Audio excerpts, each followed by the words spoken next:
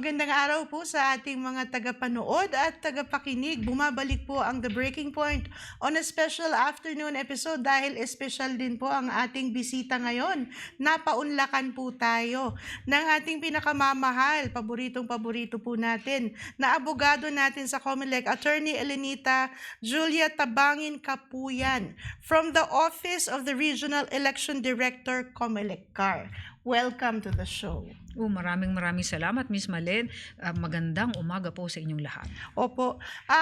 Matagal na po namin iniimbita ito at ngayon na natapos na ang ating midterm election, nagkaroon na po ng oras para mag-explika po ng mga bagay-bagay at i-brief tayo kung ano pa ang mangyayari sa ating COMELEC in the coming months. So let's first, napaka-successful ng ating midterm election, ma'am. Pasalamatan natin ang ating mga naging partners. Opo, syempre, kailangan pasalamatan natin ang mga tumulong sa atin at naging successful ang elections. So una, yung DepEd. At sila po yung nag-administer ng ating counting machine at nandun po sila sa mga presinto as early as 5 a.m. And earlier than that kasi syempre they have to prepare yung election paraphernalia, set up the machine, diagnostics, etc. Syempre po ang PNP at AFP andun po sila to provide security sa lahat ng ating mga polling centers. That's true. And then syempre yung ating DPWH na tumulong sa ating conduct ng Operasyon Baklas ng mga illegally placed posters. Meron din tayong DENR who helped us also with that kind of activity. And then, marami pang iba. Red Cross tumulong din sa amin. Nung election day, they provided yung pong nandun sila sa polling place, baka merong mahilo or magkaroon ng medical attention. So, nagpunta po sila doon, nag-assign sila ng mga personnel, at sa lahat pa ng mga tumulong po sa amin, maraming salamat po. At successful po ang elections dito sa Cordillera Administrative Region. Napakarami nating partners para isagawa ang ating midterm election at ako man din po ay merong isang pasasalamatan mula sa ating COMELEC CAR, specifically dito sa ating Baguio City Benguet Office. Si Miss Lara Carion, magsha-shoutout lang po ako. Napaka-pasensyosa nitong election assistant po natin dahil tinulungan po niya akong makaboto dahil nagkaroon po ng konting aberya sa paghahanap ng aking pangalan sa aking polling center. Pero dahil kay Miss Lara, nahanap po ang aking original records at inassist pa niya ako sa aking polling center sa ABCR para makaboto. So sana po lahat ng ating election officers ay kasing pasensyosa ng election officer assistant 2 na ito. Maganda nga po yun. At saka very accommodating yung batang yan. At saka, syempre, kailangan, pag nakaharap kami sa publiko, may training din po kami. Na tinetrain kami na maging masinop at maging pasensyoso kahit ano pa yung kaharap namin. Ay, opo. At hindi po siya talaga na nawala ng pasensya sa pag-explika dahil syempre, medyo agitated na ako dahil nga, bigla pong nawala yung pangalan ko. Yung pala po, nagkaroon lang po ng konting glitch na ayos naman agad. Maganda naman po ang ganyan. Hindi naman kasi perfect. Kahit ba may technology tayo, kahit digital tayo, kahit yung machine natin, hindi talaga perfect yan. So, it is still subject to corrections. And handang-handa po naman ang ating COMELEC nung araw na yon dahil hindi lang ako yung nagkaroon ng ganitong problema. Actually, dalawa kami. At yung isa naman po, iba namang election assistant naman ang nag-assist. At ganun din naman po. Pasensyosa talaga at hindi nagpapatinag sa pagka-agitated namin na excited ngang bumoto dito sa midterm election. Opo, tinuturo po kasi sa amin yan na never to disenfranchise, allow the disenfranchisement of a voter. Kaya hahanapin namin talaga yung pangalan mo for as long as nakaboto ka talaga in the recent elections. Yun po yung natutunan ko dahil kahit naka-digital tayo, bumalik pa rin si Miss Lara sa aking manual records. At doon talaga niya kinalkal, kitang-kita ko nga po, puro alikabok yung kamay niya dahil siguro kinalkal talaga niya yung records ko. Actually, bumalik siya hanggang 2019. Ay, opo, kasi nandun pa talaga yung records namin and we don't throw them out unless beyond 15 years. Kaya nandyan pa rin yung records namin. Tapos talagang kakalkalin namin yan. Kasi may good faith naman yan kung bakit nandyan kayo sa opisina at sinasabi nyo na nakaboto kayo. Opo, in good faith talaga yung paniniwala niya na bumoto ko. At Of course. Ang manual records pa rin ang panalo. Nakita Siyempre. po talaga yung pirma ko doon. So kudos po kay Ma'am Lara. Maraming salamat po. Yan po yung ating nangyari sa midterm elections. Actually, hindi pa po tapos dahil magpo-proclaim pa tayo at meron pa tayong upcoming. Bago natin pag-usapan yung nangyari at mangyayari pa sa ating elections, pag-usapan naman natin yung up and coming dahil parang walang pahinga ang COMELEC. Meron tayong barangay election sa December. Apo, ang barangay elections po natin ay December 1, 2025. So, eto po matutuloy talaga ang barangay elections at patuloy ang aming paghahanda unless merong batas na magsasabing it is postponed. Meron po bang nag-aakalang hindi tuloy ang eleksyon, yung mga nakakampante na ma-extend ang kanilang termino? O akala po kasi nila tulad ng dati na nung 2018, 'di ba, yun yung last elections natin. Previous to that, ang daming postponements just by the passage of a law. Pero this time, meron po tayong case na issued June 27, 2023. Yan yung ang title po niyan is Makalintal versus COMELEC na talaga pong nag-set na ang Supreme Court ng parameters doon po sa yung susundin para makapag-postpone tayo ng election. So, hindi basta-basta pwedeng mag-postpone na lamang tayo ng elections. At ito pong barangay elections, habang wala pang batas na mapopostpone yan, tuloy pa rin kami sa paghahanda namin, syempre. Ito pong barangay elections natin, ma'am, siguro at this point, talagang walang postponement. So, all systems go tayo.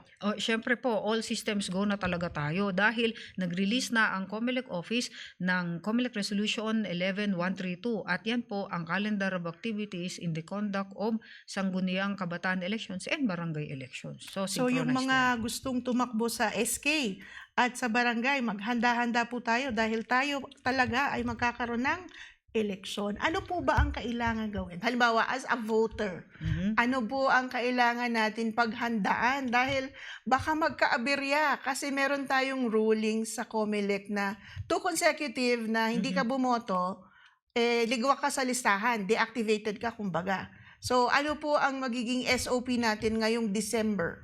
Ngayong December pero sa calendar of activities natin, may provide na July 1 to July 11 at yan lamang po ang period to register. So ito po we are expecting na ang registrants natin dito ay yung mga nag-18 years old pa lamang o kaya kung SK ka nag-15 years old ka pa lamang. Bagong Siyempre, voter.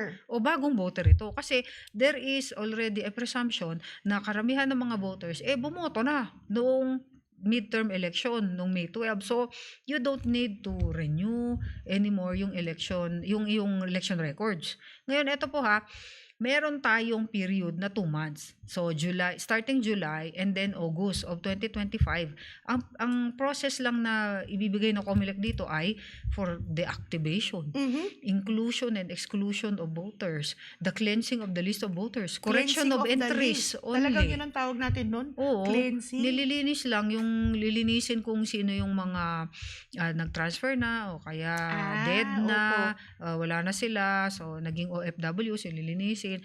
Yan lang po, pero take note na hindi allowed ang reactivation kung fail to vote twice ka o kaya may court ruling na hindi ka na pwedeng bumoto or transfer. So it's not allowed. Kaya akala po natin, pwede na naman tayong lumipat ng ibang barangay, doon tayo tatakbo dahil because of the anti-dynasty Pero provision hindi. is not allowed dito sa period na ito bago mag-elections ng barangay and SK. So dito pinagbawal ang reactivation and transfer. So, klaro po yan.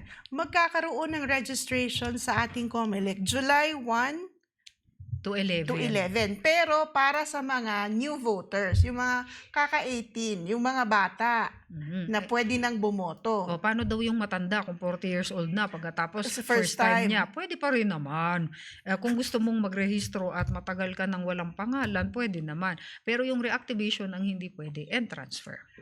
Reactivation, ma'am, ibig sabihin, 2 beses ka nang hindi bumoto, sunod-sunod. Tapos ngayon, gusto mo ulit magpa-register, hindi ka pwede sa period na to. O hindi ka pwede mag-reactivate. Oo. At saka akala nyo ata kapag natanggal na yung pangalan nyo sa listahan, magre-register ka anyo. Hindi, kasi magiging double registrant ka naman na. Ako. Ibig sabihin, kapag yung dati mong registration na-deactivate, it doesn't mean na erase yan. sa aming records. It means nasa inactive file ka lang. Kumbaga sa Andun ka pa deposit rin. mo, nandun ka pa rin sa deposit mo, dormant.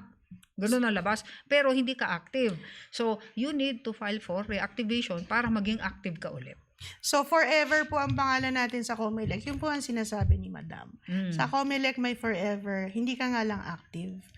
Tsaka hindi ibig sabihin na fail to vote twice ka, doon ka palang made-deactivate. There are other causes tulad ng, for example, ikaw ay OFW, tapos doon ka na bumoto sa ibang bansa, deactivated yan. For example, meron kang kaso, tapos na-convict ka, tapos kasama yan sa yung exercise of right of suffrage, isa yan sa penalty. So, matatanggal ka din, deactivated. Kung OFW, tapos nag-apply ka for citizenship of another country, matatanggal din yun. Hindi lang naman fail to vote twice ka o kaya naging may decision ng court that you should be excluded, deactivated din yun. So hindi lang fail to vote twice ang reasons why you should be deactivated. Maraming reasons yun. And isa lamang yung fail to vote twice. So yan po, medyo nagkakaroon ng linaw kung ano mangyayari sa December 1. So how many months do we have to prepare? Syempre, kung June na next month, June. Less than 6 months. Yes, less than 6 months. Ang ating pagboto ay sa barangay natin, ganun pa rin. Ito po, automated pa rin tayo. Hindi tayo automated. Hindi tayo This is automated. manual elections. Bakit naman manual elections? Manual elections because there is no transmission anymore. Dahil ang bilangan natin within the barangay level and proclamation will be in the barangay level. So we don't need machines to do that. At saka pangalawa, it is supported by the provision in the Omnibus Election Code where it provides na the barangay elections is the most inexpensive and expeditious elections kasi village election siya. Hindi siya minamaliit natin yun. Siya, simplest dahil nasa barangay level lang tayo. So we expect also na ang kampanya natin simple lang. Diba? Simple, ibig sabihin hindi natin kailangan gumastos ng ang masyado. milyon-milyon. Yes. Dahil na the smallest government unit nga ito, mga barangay-barangay natin. Magha-house to house lang po ang ating mga kabarangay na tatakbo. Yes, okay na yun. At saka ang campaign period nyo pala is November 20 to 29. So, maliit lang yun period. So, 20 to 29, 9 days lang. Oh, yes. Kasi talagang ito po ay mga bagay na hindi ko talaga alam, ha? Medyo journalist na ako ng matagal-tagal, pero the nitty-gritty of this, parang ngayon ko lang naririnig. Oh, yes. Pagkatapos, ito meron tayong last time sa midterm elections, we had social media campaigning pursuant to COMELEC Resolution 11064. Pero ngayon, maghintay tayo ng bagong COMELEC Resolution. Baka pwedeng ilabas nila na magkaroon ng social media campaigning. Yan ang pinakamatipid. Kasi you don't need to spend, di ba? Yung bang, sabihin natin magkano yun per registered voter kapag wala kang political party is 5 pesos per registered voter. Pursuant to Republic Act 9006 or the Fair Election Act, di ba? Opo. Pag may political party ka, 3 pesos. Actually, may amendment sana dito nagagawing 30 pesos na sana yan sa lower positions and then 50 pesos na sa president and senators. Pero hindi pa siya ganap na law. So, diyan pa rin tayo sa 3 pesos and 5 pesos. Ngayon, if you're going to use social media campaigning, mas makakamura ka. Kasi, di ba, mga bata mahilig sa cellphone. Lahat naman nagsi-cellphone. Pati matatanda, naka-cellphone. So, lahat ng advertisement mo, lalabas dyan kung nakapag-rehistro ka sa Election and Information Department. Kaya maganda tong social media campaigning. You try to explore these mga kandidato ng SKN Barangay. Dahil mas matipid dito, at saka, syempre, you don't need to spend much. Baka ito po ang gamitin ng ating mga tumatakbo sa SK dahil patok na patok po ito sa ating kabataan at maaari din po nating turuan yung ating mga nakatatandang barangay officials na mag-shift sa social media campaigning. Dapat naman talaga kahit mas matanda ka, matuto ka na rin sa digital, yung bang methods. Dahil you cannot survive or go through with this world kung hindi ka nagdi-digital. Kahit naman sa bangko, pindot-pindot na. Kahit naman yung cellphone mo, pindot-pindot. Nagbayad ka, GCash pa, di ba? So, dapat matuto na tayong lahat kahit may edad. So, pag manual ang ating bilangan, pa-morningan na naman ito. Oh, yes. Yan po. Pero, you start, ang tanong nyo, anong oras ang eleksyon? Ay, opo, yan. Yes. Pag-uusapan natin yan. Pati yung medyo na-confuse ang ating mga kababayan nung huli. Sige, ma'am, anong oras? Ang oras, dahil balik na tayo sa regular, manual elections, 7 o'clock in the morning to 3 p.m. Pero may tanong, pwede bang mag-early voting ulit ang pregnant women, senior citizens, and PWDs? Kinoconsider po ng COMELEC na baka ibalik ito kasi maganda naman ang output natin. Mhm.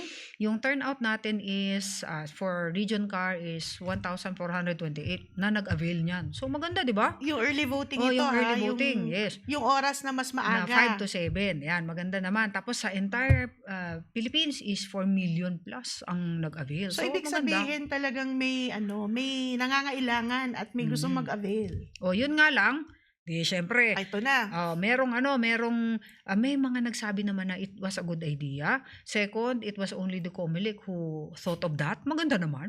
Third, it's good na naisip nyo kami. O tama naman, ano? Totoo Because naman the COMELEC yun. knows, tulad ng sabi ko sa aking press con, the COMELEC knows, the COMELEC feels, the COMELEC understands. Naku, Oh, the diba? COMELEC knows, the COMELEC COMELEC feels, the COMELEC understands. Naku. Oo, na ito yung need nyo, so we're going to give you the 5 to 7 a.m. early voting, di ba?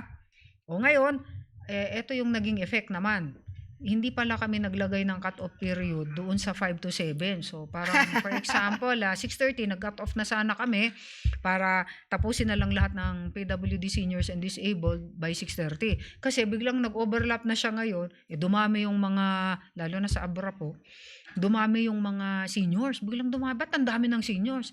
9 o'clock na ng umaga, yung Nandun- seniors pa rin ang inuuna. Hindi, Ganun nandiyan na sila yung, kadami. ganyan na yung registered voters, yung regular, nagagalit na sila. So, Dahil yan yung, nga naman, ayan yung naging disadvantage. Pero anyway, natapos din lahat kasi from 7 a.m. to 7 p.m. naman.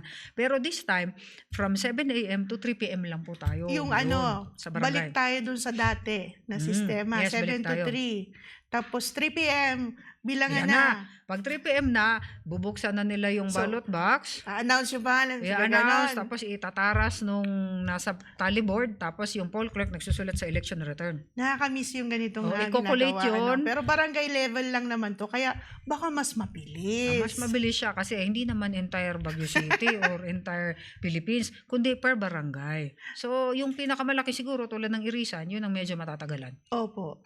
Pero baka hindi naman abutin ng the next day. So, Hindi naman siguro. Let's hope. Pero madaling araw yan sigurado. So ayan po, talagang tuloy na tuloy ang ating barangay elections by December. So ito po ang ating susunod na pinaghahandaan sa COMELEC. Pero may tanong, Ano po? bakit naman daw 2 years lang yung barangay elections? Yung term nila, bakit naman 2 years lang? Gusto namin 5 years, ganun. Pero eto kasi yun, bigyan ko kayo ng backgrounder first. Noong 2002, nagkaroon tayo ng synchronized barangay and SK elections, di ba? Natuloy yun. Pero because of Republic Act 9164, nakaschedule siya sa last Monday of October. And then, noong 2005, na-postpone ulit yan by virtue of Republic Act 9340, na-postponing ulit the barangay elections. Noong October 2007, natuloy yung barangay and SK elections. Then October 2010, natuloy pa rin. Mabuti naman. Tigti 3 years yan. Ngayon, 2013, 2014, na-postpone siya to 2017. 2017, na-postpone to 2018. Kaya tumagal.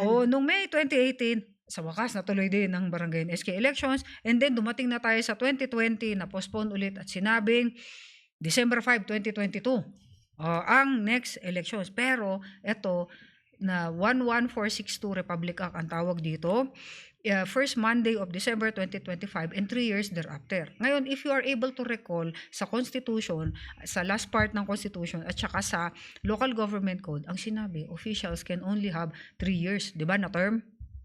Pero, except, sabi doon, except barangay officials. Kaya, which term shall be determined by law?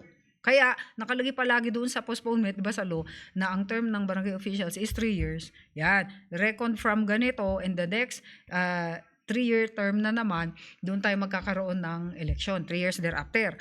Pero, etong 11462 na yan, na schedule December 2025, and 3 years thereafter na election sana, may lumabas na 11932. Ito, yung law na nagpo-postpone ulit ng barangay and SK elections to 2025 na dapat may tayong sinabi doon.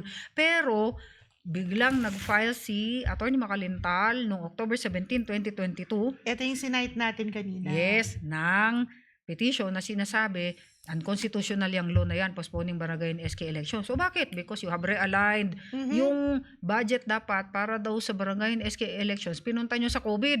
Number 1. Number 2, yung bang na-deprive ng electorate sa kanilang right of suffrage at the exercise of the right of suffrage because wala nang regular intervals na malaman mo na kailan ba yung barangay elections, postpone na naman. Ilang beses ba tayong mag-election tapos biglang next year meron, ay, postpone na naman. Ganon. Ngayon, sa wakas, pero tignan mo yung date na final niya yun. So, nag-file siya October 17, 2022. Mag-e-election na sana tayo, pinospone nila yan to May 2025. Pero, biglang lumabas ang Supreme Court decision June 27, 2023 at sinabing unconstitutional yung 11935 Republic Act, postponing the barangay and SK elections to May 2025. Kaya, hinold natin agad yung election nung October 31, 2023. Maalala nyo yun? Oo. So, bakit naman? Hindi ba na-revert na tayo sa 11462 na dapat December yun? Kasi, because of the doctrine of operative facts. Pag sinabi nating doctrine of operative facts, whenever a law is declared unconstitutional or even void, some of the provisions of this law will still be given effect for reasons of justice, practicality, at saka in fairness to all. At siyempre yung costs mo, 'di ba? So ang nangyari, sinunod pa rin natin na mag-election tayo ng October 2023 instead na December of 2025 yung May 2025. So na-revive ngayon yung 11462 imbis na 11935 ang sundin natin.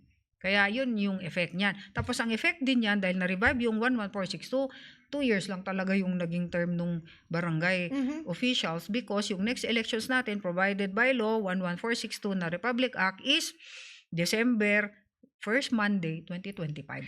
Ano ba yung pinakamahabang term na na-experience natin nung nagkaroon ng 2018 ba yun? Ito ata yun O, yung mahaba, 2013 postponed to 13. 2017. 2017 postponed to 2018. Oo. Yun, parang naging 5 5 years na yan. So, nasanay, tsaka namihasa na tayo na namumove palagi ang ating barangay election, tsaka yung SK. Kasi nagkalal din dito sa At saka, SK masyado nang tumanda yung mga SK, naging ano na sila, Meron nga adult. may termino nun na naging adult na yung mga SK natin dahil sa urong-sulong nga ng batas sa eleksyon. Yun. So ngayon, magagawa na natin ang regular na barangay election. Oo, so ito tignan nyo.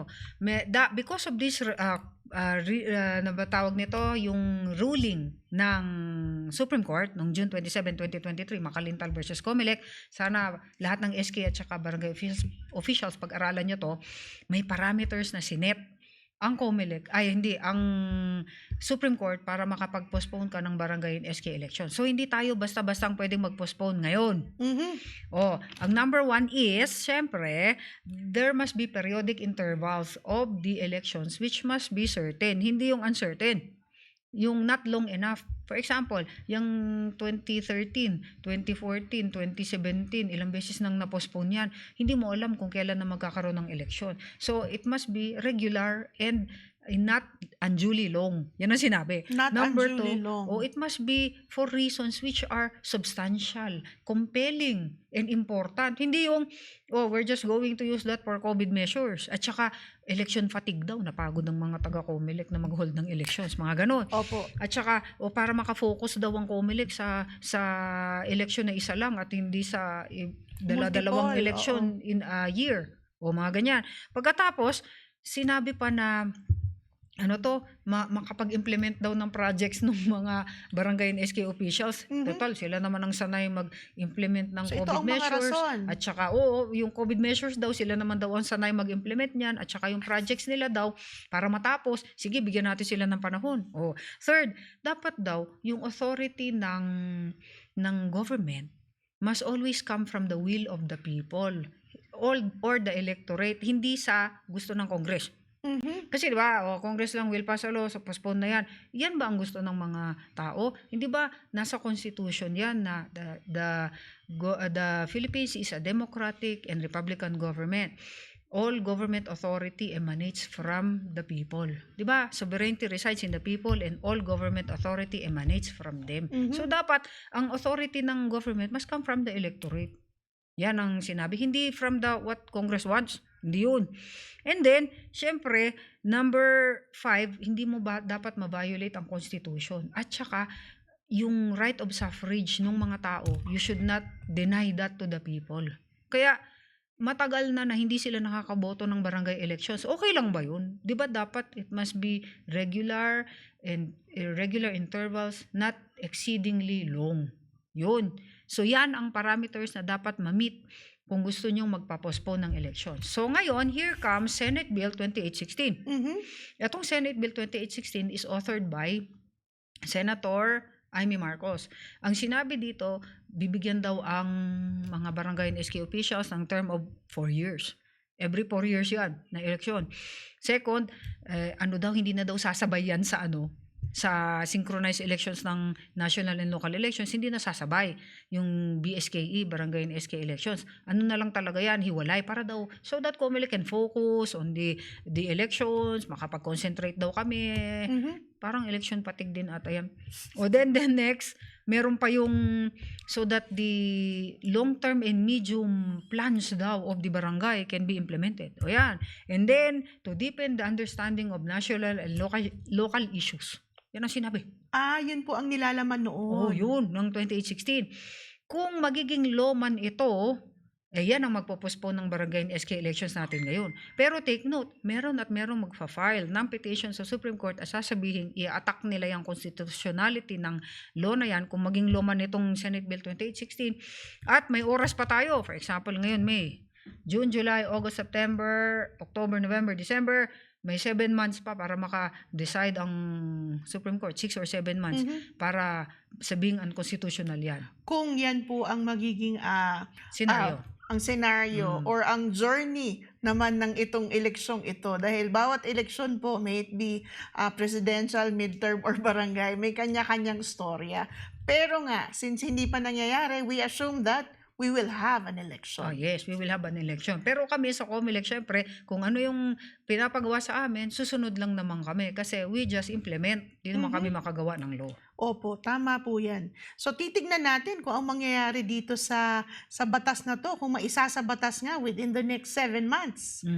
Medyo exciting din naman. At I'm sure, inaantabayanan nito ng ating mga kabarangay na tatakbo at ang ating SK. Oh yes. O ngayon, sabi nila unfair daw. Bakit naman kami? 2 years lang kami. Yung sa iba, ang dami-daming years. Pero kasi meron ng mga pagbabagong nangyari. Yun. Kaya we have to accept na merong mga pagbabago at yung mga pagbabagong yan, kailangan i-implement. So, it is change has come. Kailangan nating tanggapin, kumbaga. O kasi yung kinasanayan natin, di ba? Parang yun yung gusto natin. Laging yun na lang ang gawin natin, kinasanayan. Pero there are certain laws, certain regulations na dapat masunod and we have to obey. Kasi syempre, Supreme Court decisions are part of the laws of the land. Kaya Totoo po we yan. have to obey. So, kung ano yung pinapagawa, yan ang gagawin natin. And that's it for the usapan tungkol sa ating barangay elections. I'm sure magkakaroon pa tayo ng isang COMELEC session para dito habang lumalapit tayo sa ating December voting period. Ngayon naman, pupunta tayo sa exciting part. Ang mga nangyari nung ating past midterm election dahil uso nga po ang usapang disqualification. Unti-untiin natin dahil napakaraming supporters na medyo na naiinis dahil ang kanilang mga kandidato ay hindi nga maiproklama dahil sa mga disqualification charges na ito. Ano nga ba ang SOP or grounds for disqualification? Meron tayong maraming grounds actually for disqualification. Pero ang pinaka-common is, pag mag-research kayo, Section 78 of the Omnibus Election Code and Section 68 of the Omnibus Election Code. Ito may difference ito. Pag sinabi mong Section 78 of the Omnibus Election Code, this is always a ground na meron kang sinulat sa iyong COC na hindi totoo. So para kang telling a lie. But it is about your qualification. Usually yun. Yeah, if the persons, yung mga boboto sa'yo, the voters, will come to know about it, they will no longer vote for you. Paano So, qualification? example niyan. Halimbawa, hindi ka nag-aral sa ganitong Hindi. eskwelahan. Hindi yan. Iba Yung yun. qualifications mo. So, ang tawag dito is a petition to deny due course certificate of candidacy on the ground of manifest misrepresentation on your COC. So, Memorize ano yan ha? talaga. Ano yan ha? Citizenship. Yan. Ayun, naku, napaka you do not- huminahon po tayo ha. Ang Oh. mga supporters ng mga ating mga kababayan sa Benguet. I-explain lang po natin isa-isa.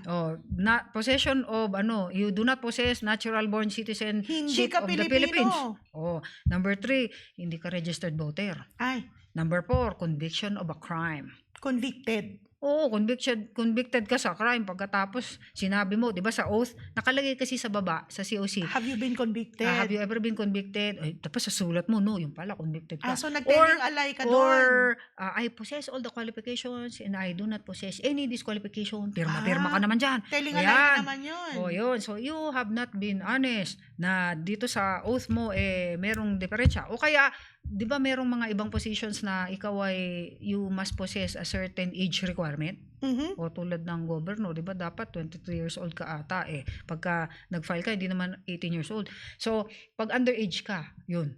Isa rin yun sa mga. So disqualified So ka na agad. this is hindi Ground kailangan pa mo lang. it is a ground. So papailan ka ngayon ng petition to deny due course certificate of candidacy. Pero madi-disqualify ka not because you do not possess the qualification but because you lied. Mhm. So yung ground na yan madi-disqualify ka because you did not tell the truth. Hindi ka nagpakatotoo. Yes, dyan sa iyong COC. So honesty is still the best policy. Ngayon, ito ang effect niyan. Once you are disqualified, di syempre, sinong sa'yo? Sinong papalit? Naku. Di ba? Paano yun? Ang papalit sa'yo is the one who received the second highest number of votes. Mhm. The second placer. Yan. So, Kapag meron na-prove. meron pala yan sa Oo. libro ko ha, nakalagay yan. Pag-uusapan natin yung Which libro niya pag-usapan mamaya. natin mamaya. Ngayon, ito, for example, bigyan kita ng example na nangyari talaga rito sa Benguet. Sige po. So, Reverend Father Nardo Kayat versus Thomas Paliling Sr. Naku, Diba? bandang 2007 mga Tama. ganyan. Ngayon, ito siya. He was, itong si Reverend Father, he was convicted of, hindi sexual harassment yun, yung sinasabi nila, forcible acts of lasciviousness. Mhm. Yun, something. Napakalaking balita po nito noon. Noon sa Bugyas yan. Pagkatapos, na may decision na talaga na disqualified siya, pero lumabas yan April. No? Mhm. Di ba may ang eleksyon natin? Oo. Ang nangyari, nanalo siya kaya. Di ba? Nanalo siya. Yes. Pagkatapos, shortly thereafter, siguro mga 4 months lang na after nakaupo siya, natanggal na siya. Kasi, yun nga, anong tawag niyan, there was a qualification na dun sa mo, na sinabi mo na qualified ka pero hindi. Mhm. So yan. Pero sino pumalit sa kanya? Hindi ba? Hindi naman yung vice. Hindi yan by virtue of succession under Mhm. section 44 of the Local Government Code but the second placer. Why? Because once na convict ka dyan sa section 78, di ba may qualification ka nga na it is as though you are not a candidate at all. Makiling versus Comelec ang authority natin dyan. Ngayon, eto siya ha, parang hindi ka kandidato. So, there was no candidate at all, kundi yung taong... There was never a candidate. yes. There was never a candidate at all. So, kundi yung taong sumunod sa'yo na who received the next So, ganun ang logic noon. higher number of votes. Oo. Yes. So, ang lumabas niyan is, was si Sir Thomas Paliling ba yun? Yung pumalit sa kanya. Imbis na yung Mhm. si Sir Revise, Bacquian. oo. So hindi siya. Yan ang pinagkaiba. Pero kung Section 68 yung final, for example, sa Section 68 ng Omnibus Election Code, maraming listahan yan ng, alam mo ba yun? Election offenses. Opo. So tulad na, yung common, alam mo yung premature campaigning. Mhm. Number 2. Pero yung premature campaigning, may storya yan. Mamaya na. Premature campaigning. Number 2, yung overspending. Overspending. Oo. Pag nabigay na yung sose. Yes. Overspending. Oo. Ejercito case ang niyan. Then third, meron kang, alam mo yung nagbibigay ka ng, yung public works ba, na nagbibigay ka ng ayuda, pagkatapos within 45-day period before the elections, Naku. tapos hindi ka kumuha ng certificate of exception, Ang Ito daming yung kaso dapat nang sakop na lumabas. election ban, di ba? Yung mga Yes, projects. yan na yung mga projects. Pagkatapos biglang social works project, nagbigay ka ng mga ganyan, hindi ka kumuha ng certificate of exception from the COMELEC that you're going to undergo that. Patay ka. Ano yan, disqualification ang labas niyan. Oo. So nangyari yan kay Rosal, kay Mamba. Rosal is Albay, Mamba opo. is Region 2. Pero Yes. nakakuha sila naka-appeal pa yan sa Supreme Court. Pagkatapos, ang ano niyan ngayon, na-proclaim sila. Na-proclaim pa. Kaya uupo sila ngayong June 30. Imagine mo. So, yung mga yan, Uupo sila. they have pending cases, pero Oo. nakaupo sila. So, Imagine pag mo. na-resolve yung case, pwede, may or may not continue. May or may not continue, Ah, yes. So, talagang Ganun ang effect nun. exciting part pa rin. Oo, Proclaim, ngayon- pero hindi pa magpapakasigurado. Oh, yes. Oh, pero ito sinong papalit ngayon pag na-disqualify yan? Kung yan ang grounds mo. Mhm. Tulad ng mga election offenses na yan. Ang papalit niyan is Section 44, succession. Doon nagkaiba. So, tatandaan nyo, pag Section 78, ang papalit niyan is second placer. Pag Section 68, ang papalit niyan is by virtue of succession. So, yung vice ang papalit. Oo. Yan ang pinagkaiba niyan. Kasi, Ito depende sa section Pag na Section in-invoke mo dun 78, sa complaint. Pag Section 78, Oo. there is no candidate at all. Oo. Kasi nga, yung Never kang qualification naging mo, candidate. never ka naging candidate. Pero sa Section 68, kandidato ka at valid yung COC mo from the very beginning. Pero because during the interregnum, may ginawa ka, which renders you ineligible. So, it will follow na yung vice, yung second in position ba The tawag second doon? in position Tama. will succeed you. So, yun yung thin line that will divide yung dalawang cases na Yes, yan. pero tandaan nyo ganito, para madaling maalala, nagpa-annul ka ngayon, di ba? For example, Talagang nagpa-annul ka. maaalala pag annulment ang usapan kaysa election Kaysa disqualification, election, yes. Pag nagpa-annul ka, hindi ba yung annulment mo, it will sever the marriage bonds. If you are severing marriage bonds, your marriage was void from the beginning. Di ba? Kasi the infirmity was there from the very beginning. Example, psychological incapacity. Di ba Yes. yan lagi ang ginagamit nilang ground? Paborito They yan. cannot fulfill the marriage obligation. So, psychological incapacity. Pagkatapos, the marriage was void from the very beginning. Kaya i-annul yan. Pero kapag Section 68 yan, parang legal separation lang. Valid yung marriage nyo from the very beginning, pero may ginawa ka kasi tulad ng abusive husband, o kaya Ayan na, nagsugal litanya ka, na yan ng o kaya gambling, Totoo. o abandonment, yung mga ganyan ginawa mo, it will separate you bed and board, but it will not sever marriage bonds. So yan ang difference. Parang legal separation yung Section 68, parang annulment yung Section 78, para maalala mo. Para maalala natin. Yes. So, pag-usapan naman natin ang pwedeng pag-usapan sa mga final na disqualification cases. Meron tayo sa Baguio, meron din tayo sa Benguet. Nag-file po si ating Councilor Mylene Yarano ng disqualification case. Pati po naman against sa ating incumbent Benguet Congressman Eric Goyap. Nakapito na yatang disqualification case. I've actually lost track on kung pito pa rin ito o may mga nag-retract na. So ano po ang SOP pag ganito? Kasi si Congressman Yap, ang ating incumbent, ay hindi na-proclaim dahil nga mayroong disqualification case. Ano nga po ba ang mangyayari?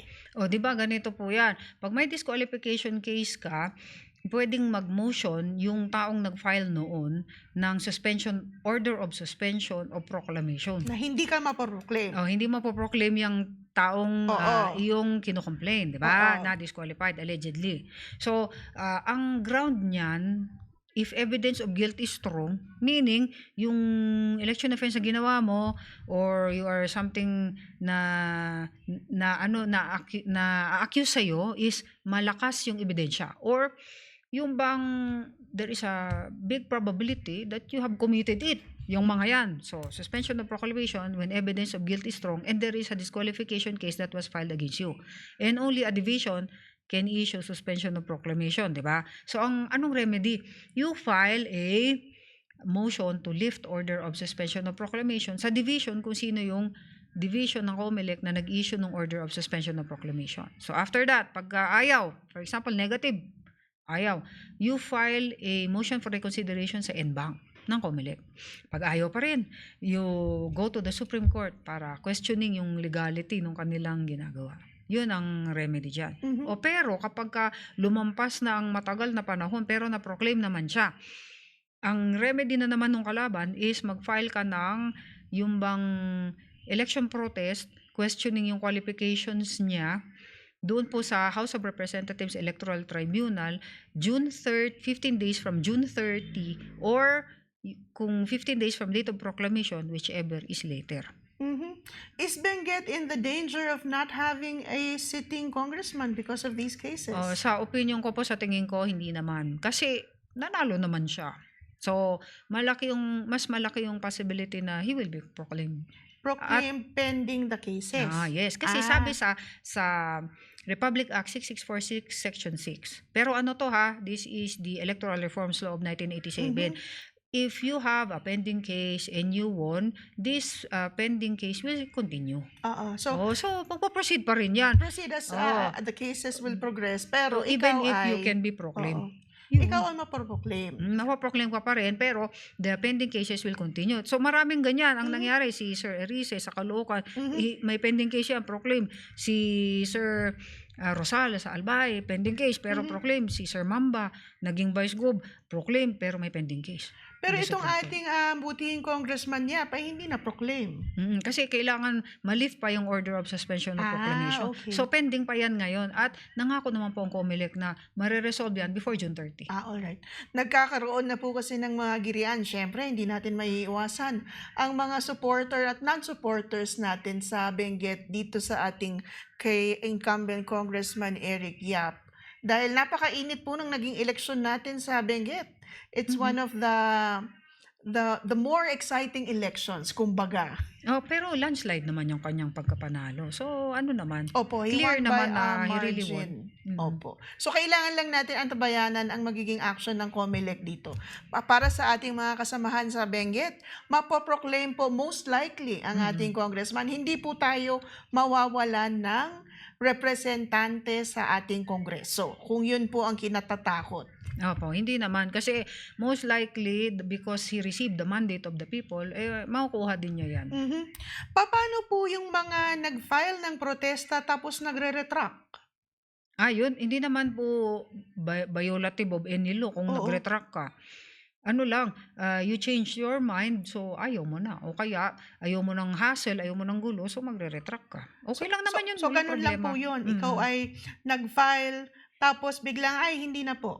Pero pwedeng kasuhan naman yan ng offended party ng yung bang unjust vexation or malicious prosecution. Mga ganyan, pwede mong kasuhan ng damages. Pero ang pag-retract po ay allowed by law. Allowed naman. Kung ayaw mo, di okay lang. Tsaka daming witnesses na nagre-retract, di ba? Ilang beses sinabing ganito, tapos biglang babawiin. Ganon din po ang ating eleksyon. Yes, nagiging common trend na siya. Opo. Ma'am, nung past election, ano po ba yung mga common or mga naging glitches or pagkukulang or mga naging problema na lang? Yung pinaka-common, ito po ba yung parang nangyari sa akin? O 1 in a million na naman ito? Hindi, actually, dapat i-repair din namin yan. Meron kasi itong mga ilang voters na hindi nila mahanap yung kanilang pangalan. O kasi, akala kasi natin, baka yung makaluma pa yung alam natin, pag sinabi nating A to B, sigurado nasa precinct 1 yun. Yung mga ganon. Yun. Hindi nga po kasi, because of the passage of yung Republic Act 8189, it provides for the system of continuing registration. So, ibig naming sabihin, di ba dati kasi, noong 1970s, parang ang tagal ko na sa COMELEC noong 1970s, hindi ba, every time na mag-e-election, mag-re-register muna tayo. Diba yan yung dati natin ginagawa. Pero ngayon hindi everyday na tayong nagpaparehistro. So kung everyday tayo nagpaparehistro, yung precinct numbers natin, imbis na A to B, C to D, na siya, A to Z every precinct. Pero ang maximum number lang niya is 200. Kapag nakalampas ka na doon sa 200, magiging daughter precinct na yun, yung nasa labas. Yung susunod na mga precincts. And then, mother precinct talaga, yung pinakaunang precinct. So, for example, ang mother precinct mo is precinct 1A. Yung daughter precinct mo magiging 1A-1. Mga ganyan na. Kasi hindi daughter precinct siya of the mother precinct. Eto Pero na, tig dyan ano na na, yung nagsastem yung tig confusion. tig 200, yan man ang sa batas kasi sinunod lang Oo. namin yan. Tig 200 yan. O so for example, may namatay o kaya may lumipat o kaya may naging OFW doon sa precinct na yun. So magma-minus 8 ka, 8 persons. Di syempre hindi buo yung ano, magiging ano ka na lang. 100, magkano ba yung minus 8? 192. O for example, yung 8 na yan, kailangan punuin namin yan. So, yung new registrants na bago, ilalagay namin dyan para mapuno yung 200 ulit. Kaya akala mo, yung anak mo, yung apo mo, yung father, mother mo, nandun sa precinct 1, hindi. Pwedeng nasa dulo sila, pwedeng nasa harap, pwedeng magkakasama, pwedeng magkakahiwalay because of that system. So, ang problema, hanap ka ng hanap. Kaya nga, ang advice sa inyo, you look for your names 1 week before elections. Punta ka sa COMELEC o kaya yung bang tingnan nyo yung precinct finder. Opo. Pero may problema na naman doon sa precinct finder. Totoo po yan. Ang sabi, May tinype ko yung konting pangalan problema. ko, iba naman yung lumalabas or no record. Ganun. Kasi nga, kung ano yung nirehistro mo, yun dapat ang sinulat mo. Pero maalala ko pa ba yun? O yun na naman yung next problem. Opo. Kaya dapat kung ano yung nirehistro mo na pangalan mo, yun yung tinype mo doon sa computer or doon sa precinct finder para lalabas talaga exactly kung asan. Pero kung wala man doon, pwede naman kayong mag-contact sa COMELEC sa phone number namin o sa FB page o kaya mag-email kayo kung anong precinct numbers nyo. Pwede naman. So, 1 week before election, kailangan siguraduhin na nandun nga yung pangalan. O tsaka meron naman tayong voters information sheet na Totoo nakarating sa yan. inyo 1 week before elections galing sa barangay nyo na binigay namin para ma-distribute siya at nakikita kung sino yung mga kandidato, tapos yung procedure, and then yung Opo. precinct number mo at yung polling place. Assuming na natanggap natin yun. Ako naman kasi masyadong assuming, hindi ako Wala nag-check. kang natanggap. Wala akong natanggap. Tapos, hindi ko naman chinek. Talagang 1 week before. Kasi assuming nga, boto kasi ako ng boto. Doon ako sa aking regular na polling center. Yung pala, Nung hinahanap ko po yung pangalan ko, day itself na ito, huwag pong gagayahin yung ginawa ko. Day itself ko na hinanap, wala. Sabi ko, ay baka glitch lang. So, dumiretso pa rin ako. At wala na nga talaga yung pangalan ko. but it was Opo. solved naman. Pero yun nga po, it will Afterwards. pay kung ginawa ko yun beforehand. Na bawasan sana ang aberya at stress. So, isa yan sa mga naging medyo hassle. Oh yes, nung medyo past hassle. So isa yan. election. Number 2, yung sa machine naman, ang problema natin. Yung scanning ba yan, ma'am? O yung naging problema, 'di ba dati sa PICOS, yung automated counting machine natin na vote counting machine na Smartmatic ang nag-provide, ang problema natin makapal yung balota. So mahirap, ginupit pa tapos pinasok. Yung positioning ng PICOS, iba na naman. So inayos-ayos na ganoon. Pero ito wala tayong kaaberya except doon sa scanner. Parang madali siyang yung iinit tapos may ink. Nag-overheat. Yes, may ink siya na kailangan punasan mo palagi para Mm-mm. tuloy-tuloy siyang magbasa. Yun lang naman ang naging Oo. problema. So, nag-deliver lang naman kami ng konting ACMs dito sa Baguio City. Yan na spare. Pero Mm-mm. wala namang naging problema dyan. Tapos, Okay. may isa pang issue about yung bang ayaw nila yung bang priority polling precincts. Mm-mm. Kasi priority polling precincts, yan yung mga polling precincts for yung disabled ulit, yung pregnant women, tsaka elderly.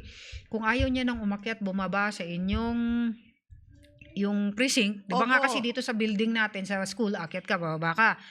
Yan din yung naging problema. Sungkod-sungkod na nga sila, akyat ka, Oo bababa, nga, mahirap. sila naka-assign sa 3rd floor o 4th Yes. floor.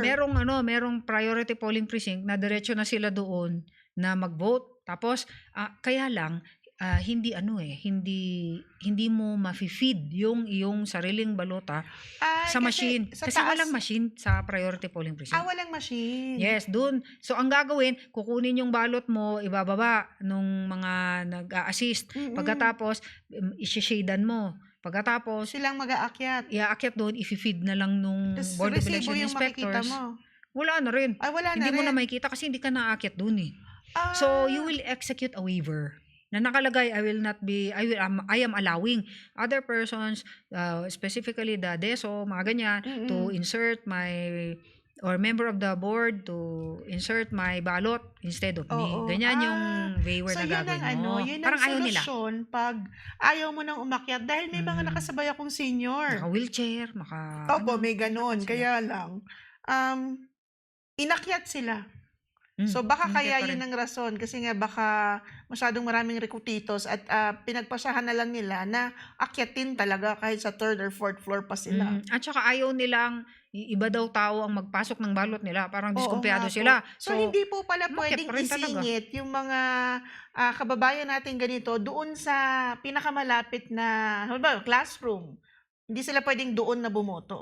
Hindi, kasi precinct specific nga yung Oo. ating ballots. Kapag hindi ka nagbebelong sa precinct na yun, hindi niya Hindi na niya babasahin. tatanggapin. So, Tama. kailangan manggaling sa presinto mo. Oo. Kaya may ibang listahan ulit na gagawin na isusulat yung mga pangalan nyo na you availed of the priority polling place. Yan. So ganun po pala yun. Mm. Kasi sinasabi nga po nung medyo nakatatanda na naka-wheelchair, hindi ba ako pwede dyan sa classroom na to kung nasaan siya malapit? Sa first floor na sana. Oo.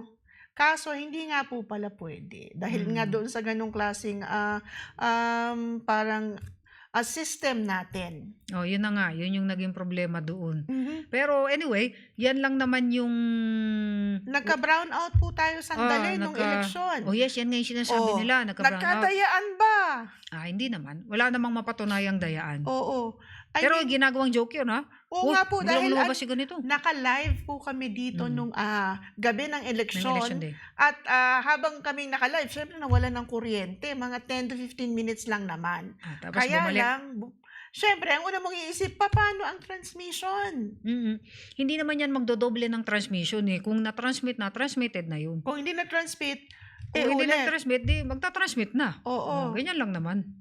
So hindi kailangan Hindi yan magsuspetsa ang Oo. ating mga kababayan. Walang daya ang nangyari. Kahit nagkaroon tayo ng konting brownout sa hindi naman buong Baguio, parts lang dito sa area natin sa studio at sa parts ng Asin yata meron. Yun na nga eh. Tsaka, syempre, yung tanong nila, paano daw kung kumikidlat? Tapos biglang namatay yung ilaw. Eto na Paano naman. nga ba yun? May standby naman yan yung machine natin na 14 hours. Standby time siya na kaya niyang mag-work sa sarili niya. Kaya mag-work pa rin yan kahit ano. So talaga pong ganito ang mga iniisip ng ating kababayan. Hindi natin maiiwasan kasi ang agang-agam. At yung, yun nga po, mga joke. Yung mga joke, nag-brown out kasi, kaya nanalo tuloy si ganito. Natulog lang ako, nanalo na. Mga ganyan. Hindi lang po kababayan, pati mga kandidato mismo, At saka nag-joke na nang nag-joke. Meron naman tayong random manual audit na inano niya na ang nangyayari po kasi sa random manual audit, bubuksan yung balota pagkatapos, pero tinatambyolo yan sa National Board of Canvassers, pinipili per province kung sino yung random manual audit na presinto. So, mga dalawang ballot box yan per province, dadalhin yan sa Manila, ira-random manual audit. So, bubuksan yan ng, dati kasi, sa 2019 and below, yung mga years na yan na election, nung automated na tayo, ang nagko-conduct ng random manual audit dito sa local. So, yung mga teachers natin, tinetrain din sila as random manual auditors. Pagkatapos, bubuksan nila yung ballot, ma-manual count yan. Tapos i-compare yan sa result ng PCOS machine. Yan yung noon. Naku. So ngayon sa Manila na, dinala na yung mga balota sa Manila, nila-random manual audit. Pero wala namang anomalya na sinabi. Actually, ang result pa nga is 99% na accuracy.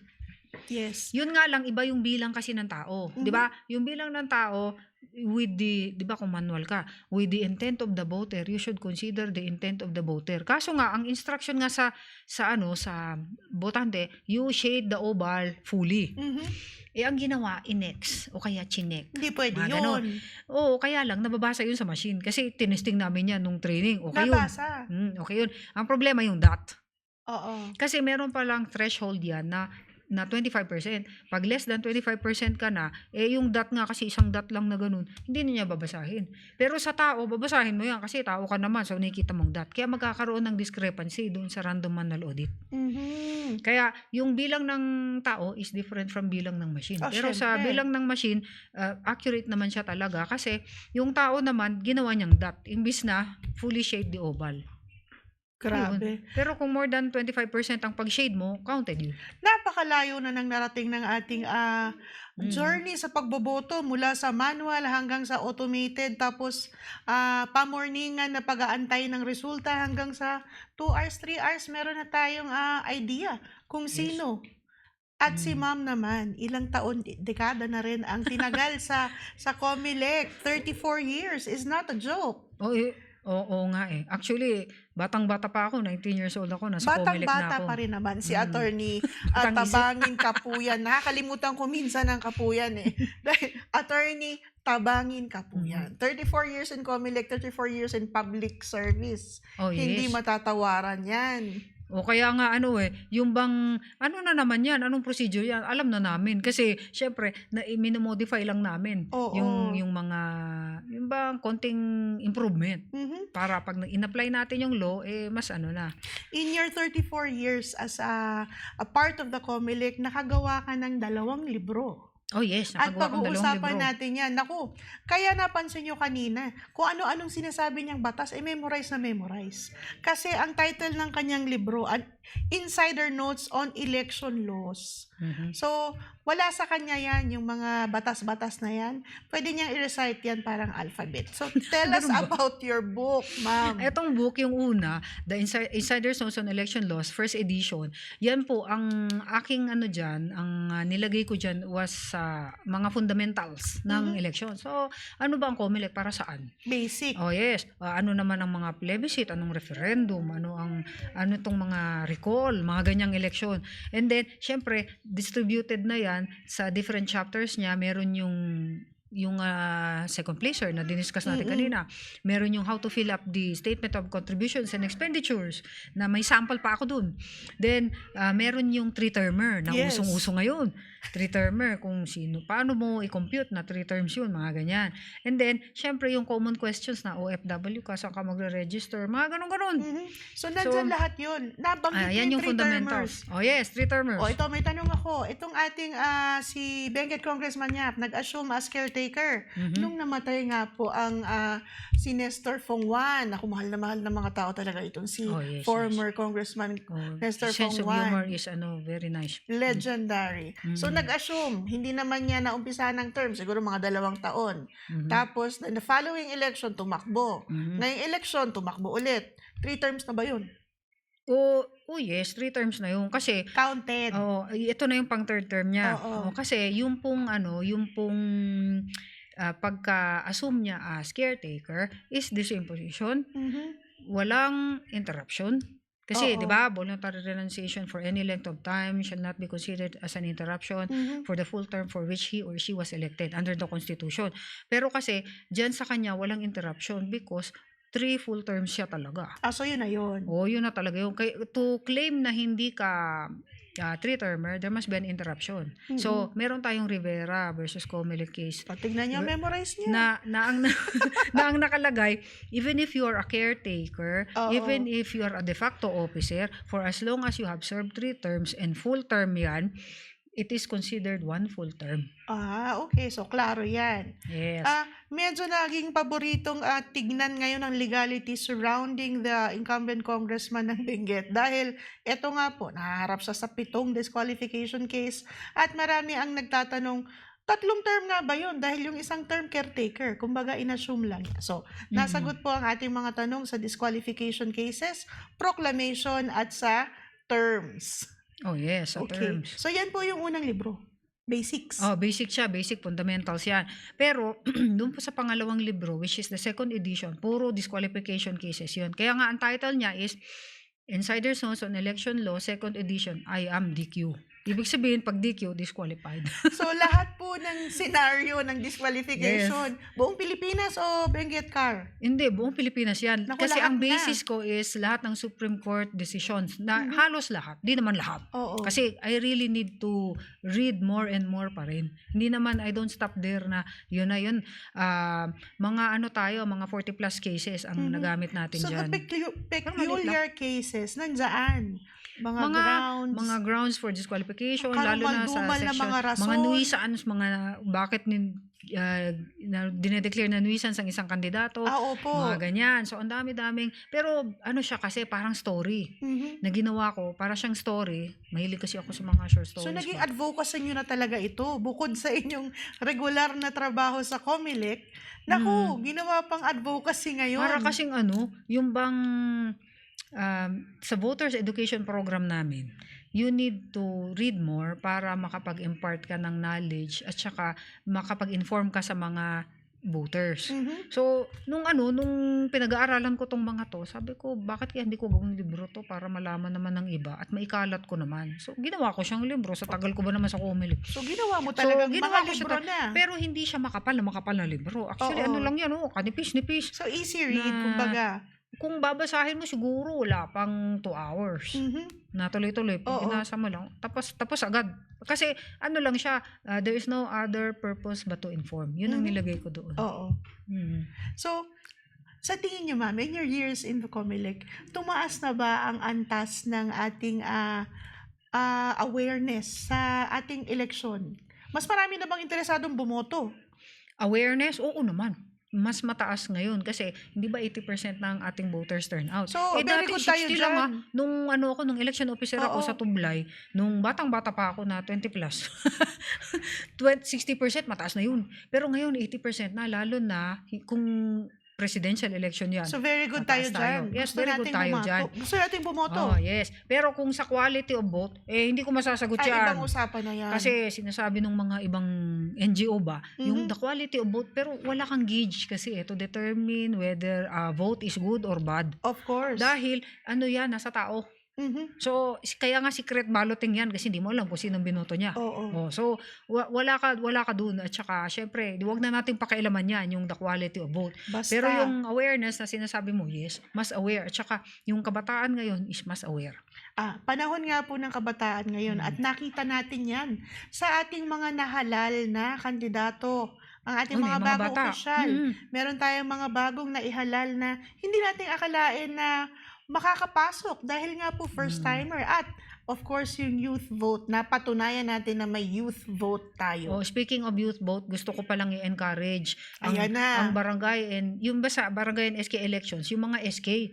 Kasi tignan mo to ha, ito yung nangyari sa Benguet na tinawag nila ako for a conference. Okay, Ang ma'am. tanong nila, paano ba namin magagamit yung fund namin? Kasi hindi nga mabuo yung slate dahil 'di ba ang nananalo lang 2, 3. Mhm. Minsan 0 pa. Meron Opo. sa Kibungan 0. Imagine mo na SK. So walang interesado. Ngayon sinabi nila, paano kami magpapa-special election nito?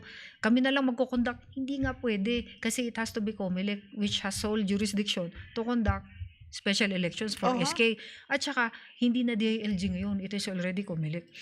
Hindi na rin tayo pwede mag-conduct because it is within the 18-month period prior to an election. And pursuant to the Omnibus Election Code, we cannot hold elections kapag 18 months, nag-fall na tayo lesser than 18 months before the next regular election. So wala na. Sabi ko, you just wait na lang for the next. Ito pala ang naging problema, sabi ng mga bata. Dapat maghikayat tayo ng mga kasama natin na talagang tumakbo. Kasi mananalo naman talaga dahil wala mang kalaban.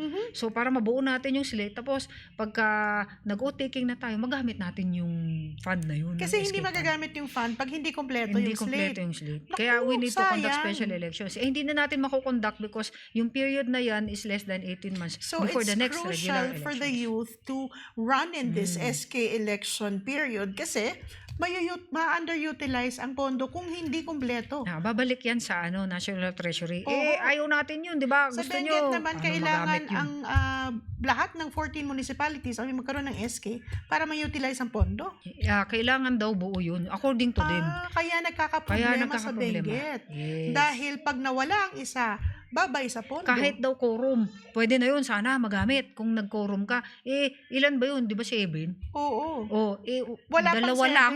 7. 2, 3, ganun lang. Di ba? Dapat Kailan po 4. ba ang filing period for candidates? Ayan, October 1 to October 7. Yun na yun. Yun na yun, 7 barangay days and lang. SK elections. Yes. So, IEC tayo, ma'am, for these months para Oo, talagang dapat. Mhm. Tsaka kailangan maihikayat yung mga batang tumakbo kasi iniisip nila mapapasok lang tayo sa sistema, magiging corrupt din tayo, gano'n. Yung Huwag klaseng niyo train of isipin thought na 'yan, yan. oo. Kasi, Opo. yung mga karamihan na tumatakbo, which I notice sa tagal ko sa COMELEC, ang karamihan pinapatakbo anak din ng kandidato dati Aha, or anak ng opisyal. of Pero ngayon kasi course. may anti-dynasty provision na yang SK Para Reform Law. sa pahuling tanong natin yan ha, Hmm, dahil napakaraming nagsasabi, ay tinutukan ng Baguio City dahil nga po muntik tayong magkaroon ng dynasty. yes. Ngayon, oo, so nakatingin lahat ng tao sa Baguio, hindi nga naman po natuloy ang pagpapanalo ng mag-asawa dahil Hmm. kaya wala tayong dynasty. Pero ang sinasabi nila, wala namang batas sa Kongreso na talagang nagbabawal ng isang dynasty. Pero ito nga, ang batas ay wala sa Kongreso, nasa SK. O nasa SK. Uy, pero alam nyo ba na there is a pending petition sa Supreme Court Mhm. ngayon, pero hindi pa lumalabas na final ng a certain group na sinasabing ang basis nila is the Manila Prince Hotel versus a Malaysian firm, something na kasi briefly, ang facts of the case are as follows. Mhm. Yung Manila Prince Hotel is, di ba yung Manila Hotel natin yan? Aha, Panahon pa yan ng 1902. of Kung course. saan nag-meeting ang lahat ng yung mga Pinakamatandang hotel. pinakamatandang hotel ng Pilipinas na yung mga heads of state na nagpunta diyan at nag-meeting, ganun.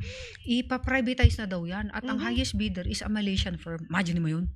Ay, dayo. Alam mo bang Manila Prince Hotel filed a petition sa Supreme Court at sinabing, Manila Prince Hotel versus GSIS, yung case na yun, ibibigay na talaga daw sa Manila, sa Malaysian firm, talagang umabot sa Supreme Court. Alam mo kung anong sinabi ng Supreme Court? Mhm. Nakalagay nga sa Constitution natin, sa National Patrimony, the Filipino First Policy. Oh, di ba naalala ko sabi, yung Filipino First na yan. when it comes Ramos to, ba yan? yung Filipino First Policy, when it comes to Oo. the patrimony of the Filipino people, uunahin mo ang Filipino investor. 'Di ba? Hindi mo uunahin ang foreign investor. Pero ang question, there is no executing yung law ba which executes it. So Mhm. kailangan daw ng law to execute it. Pero sabi ng Supreme Court, we already know na bawal yun. So when it comes to the patrimony of the Philippines, kailangan Filipino must be given priority. Mhm. Yang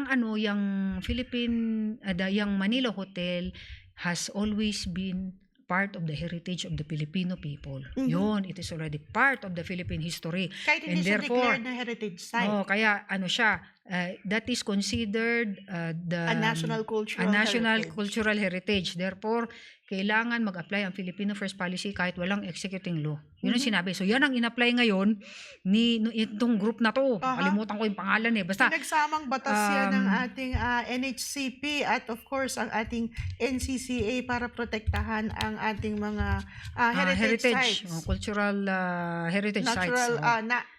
National cultural Mm. treasures, kumbaga. Yes, treasure yan ngayon, yan daw ang i-apply. Yan ang final nila ngayon sa Supreme Court questioning yung anti-dynasty provision. Na sinabi na since wala namang it is not a self-executing law, but since in-apply yan sa Manila Hotel versus GSIS, pwede nang i-apply yan sa anti-dynasty provision of the Constitution. Mhm. Na ang sinabi, di ba, there shall be an anti-dynasty law which will be passed, di ba parang ganon na which will be passed by Congress, which will be defined by law. Yun ang Mhm. sinabi. Pero hindi na daw kailangan because we know that it is prohibited. Dynasty yun is prohibited. So that is their basis. Yan ang basis. Tapos in-apply yan, final sa Supreme Court para sabihin ng Supreme Court na pwede nang i-apply yan para kahit hindi na mag-pass ng law ang Congress, bawal na talaga ang dynasty. Mhm. Yan ang ibig sabihin nun. And then, Congress will just pass a bill na yung bang which defines additional, mag-a-add lang siya Mhm. na, for example, yung the anti-dynasty, it is considered a dynasty na kapag within a certain period, tatakbo yung mag-asawa. Parang ganyan. Mhm. Within 4th degree of consanguinity or affinity, Aha. within this period, within 3-year period, pag may tumakbong magkapatid, hindi na pwede yun. Parang ganun. Opo. So, only a supplementary law will define everything. But, it is already defined in the Constitution na bawal ang dynasty. Yun ang sinabi nung group na yun. So yun ang Pending pa siya basis hanggang na ngayon. pending.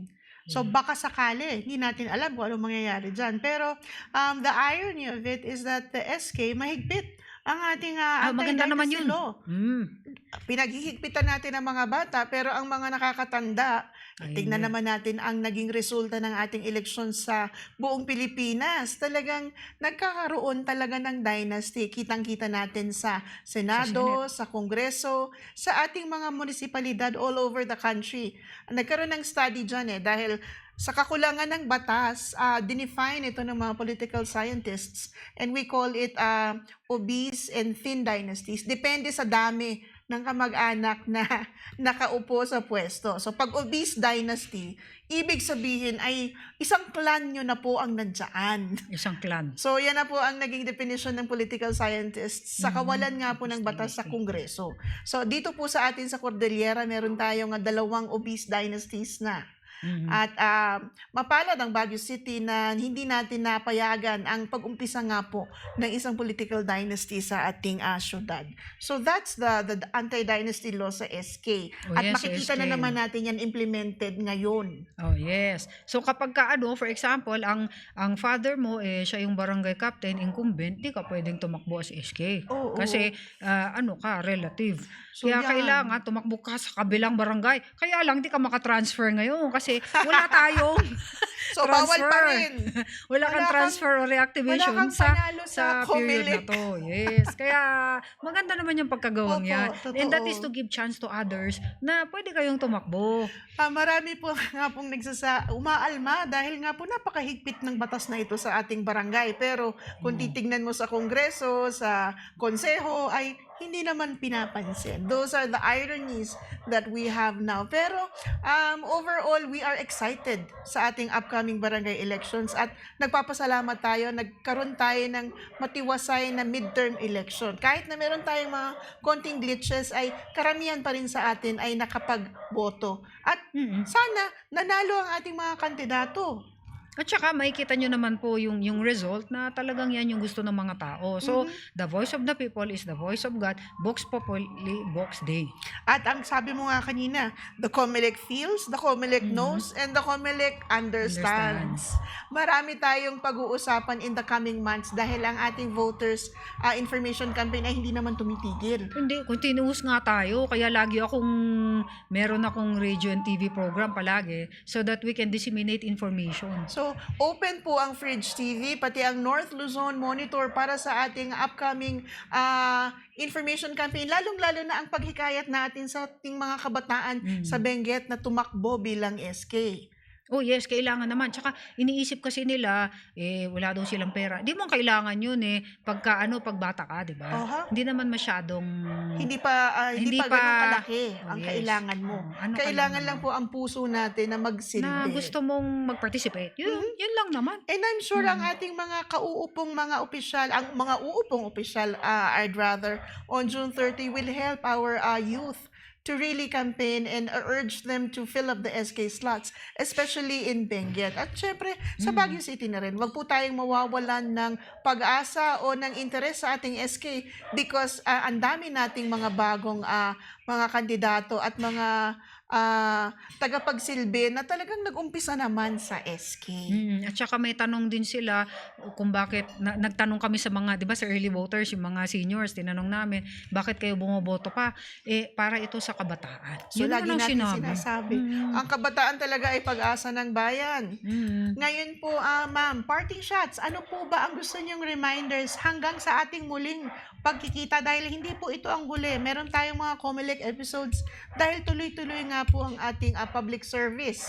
At kasama po itong COMELEC sa ating mga gustong-gustong kausapin dahil importante po ang role ng COMELEC sa ating syudad. Oo, syempre po, ang announcement po natin tulad ng sinabi ko kanina, pursuant to COMELEC Resolution 11132, barangay and SK elections po ang pinaghahandaan natin ngayon. So, ang election period is October 27 to December 31. Kailan naman ang election natin? December 1, 2025.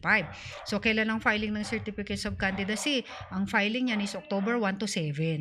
of 2025. Wala nang extension yan. Tatandaan nyo. And then, maiksi lang yung period natin.